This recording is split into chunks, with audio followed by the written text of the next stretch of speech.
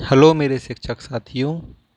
तो बेसिक शिक्षा विभाग के लिए बहुत बड़ी खुशखबरी है कि ट्रांसफ़र खुल चुके हैं। वेबसाइट प्रॉपरली काम कर रही है। मैं लिंक डिस्क्रिप्शन बॉक्स में डाल दूंगा। जैसे ही आप लिंक पे क्लिक करेंगे ये वेबसाइट खुलेगी। आपको इसमें इंटर डिस्ट्रिक्ट वाले ऑप्शन को सेलेक्ट करना है। जैसे ही आप ऑप्शन सेलेक्ट करेंगे इस तरीके का इंटरफेस खुलेगा। यहाँ आपको अपना मानव संपदा कोड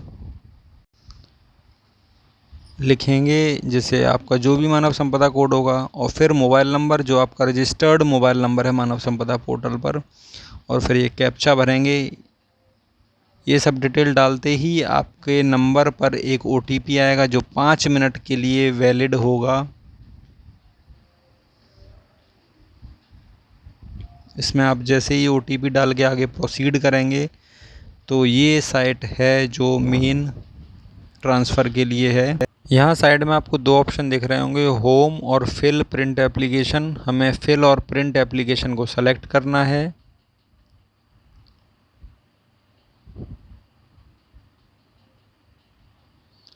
इसके बाद यहाँ पर कुछ आवेदन प्रक्रिया हेतु दिशा निर्देश और घोषणाएं दी हुई हैं, जिसमें सबसे पहले आपको जो सबसे इम्पोर्टेंट कागज़ है वो आपका पहचान पत्र है, जो voter card, PAN card, driving licence कुछ भी हो सकता है।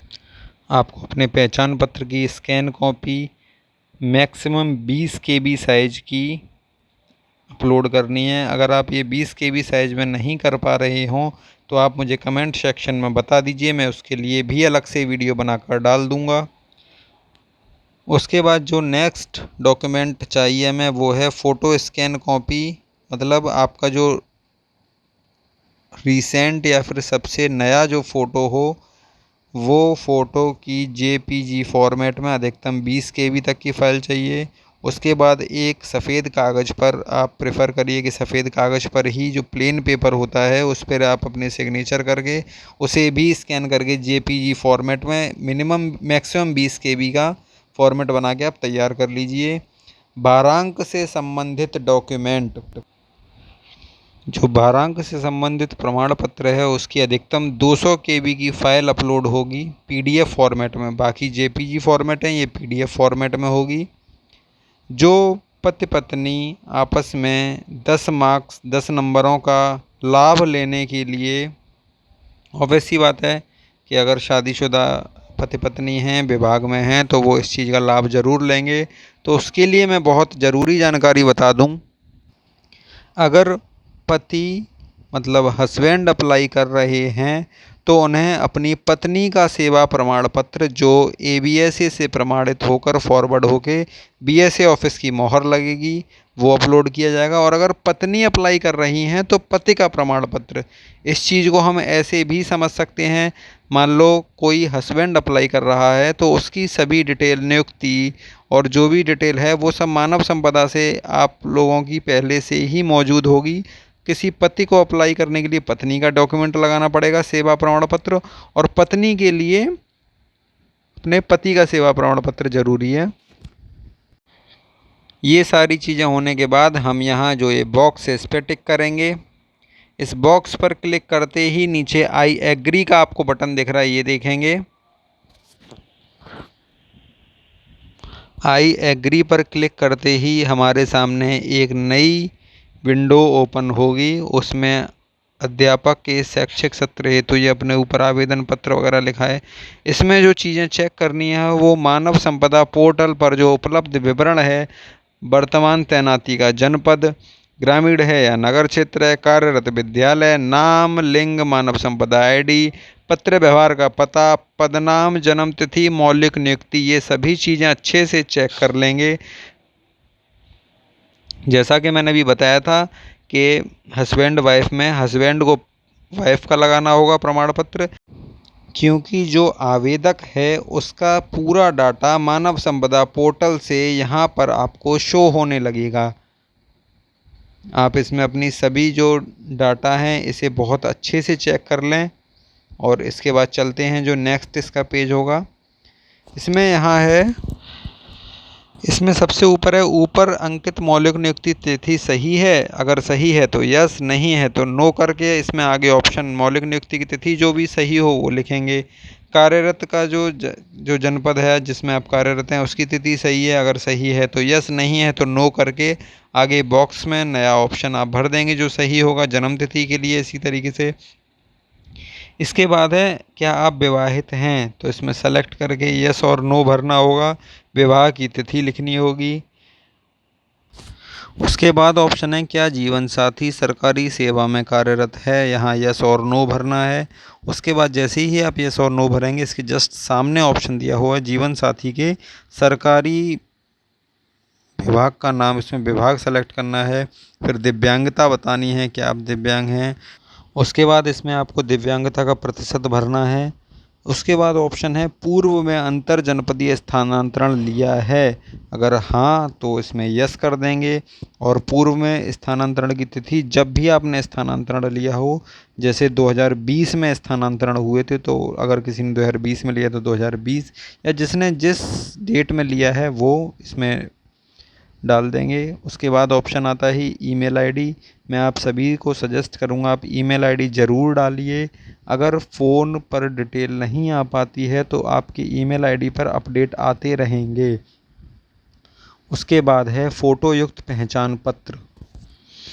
जो भी आईडी आप अपना pan card, voter card, photo युक्त आईडी लगनी है इसमें। शुरुआत में आप देख सकते हैं मैंने वीडियो के शुरू में बताया है 20 KB तक की फ़ाइल लगेगी, जेपीजी फॉर्मेट में लगेगा। आईडी प्रूफ का यहाँ नंबर, जैसे पैन कार्ड है तो pan card number, voter card है तो वोटर कार्ड नंबर। उसके बाद ये डालने के बाद फ़ोटो युक्त पहचान पत्र अपलोड करें। चूज़ फाइल पे टच करते ही आप फ़ोटो जो पहचान पत्र है आप उसे अपलोड कर सकते हैं। चलते हैं नेक्स्ट पेज पर। जनपद में वांछित विकल्प चुनें। तो यही वो पेज है जिसे देखकर बहुत सुकून मिलता है। विकल्प वरीयता और जनपद चुनने वाला, जो आपकी प्रथम वरीयता हो आप यहाँ सेलेक्ट करके भर सकते हैं। फिर उसी प्रकार से अपनी द्वितीय, तृतीय, दूसरी, तीसरी, चौथी, पाँचवीं, छठवीं, सातवीं, 7 ऑप्शन तक हैं इसमें। उसके बाद ऑप्शन आता है भारांक हेतु मानक।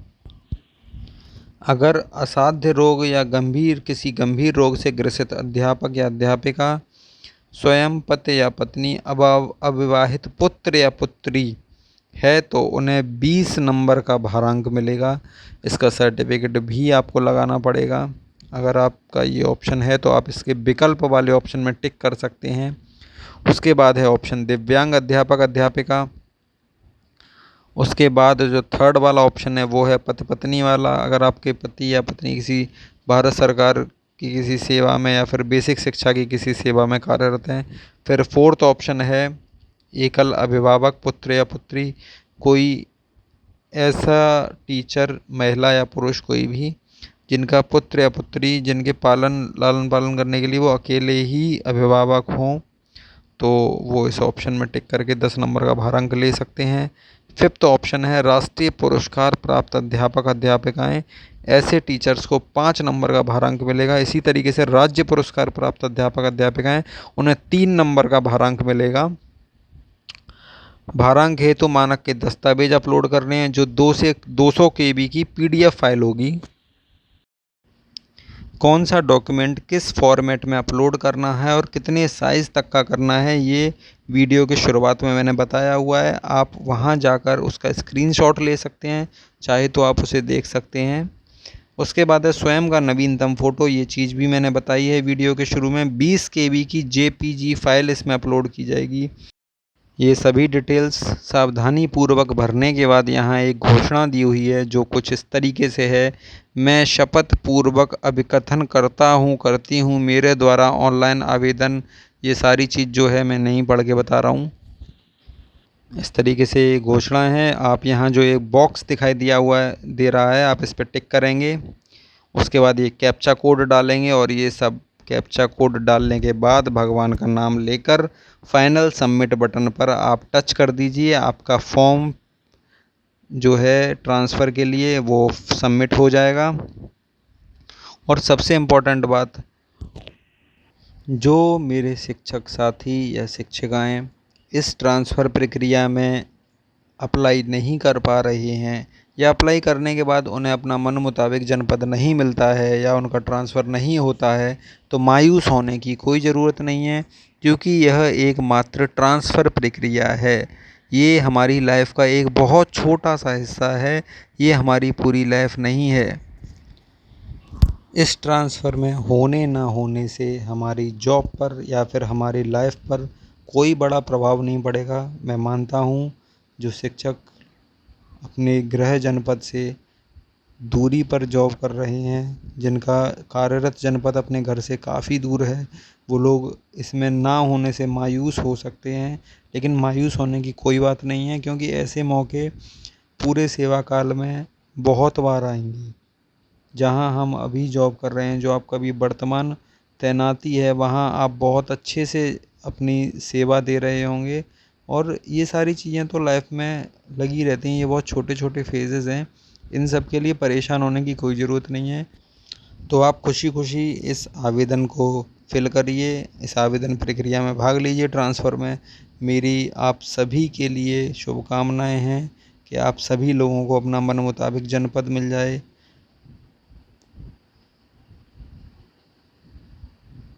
तो बहुत बहुत सभी लोगों के लिए शुभकामनाएं, ऑल द बेस्ट। आप सभी लोग ध्यानपूर्वक इस फॉर्म को फिल करिए। और म्यूचुअल ट्रांसफ़र वाली भी प्रक्रिया जल्द ही आने वाली है, उसका कोई अपडेट आते ही मैं उसका भी वीडियो डालूँगा। आशा करता हूँ मेरे द्वारा बनाया वीडियो आपके लिए हेल्पफुल होगा, आपको इससे मदद मिलेगी। मैं इसी तरह की और महत्वपूर्ण वीडियो आप लोगों के लिए समय समय पर लाता रहूँगा। धन्यवाद।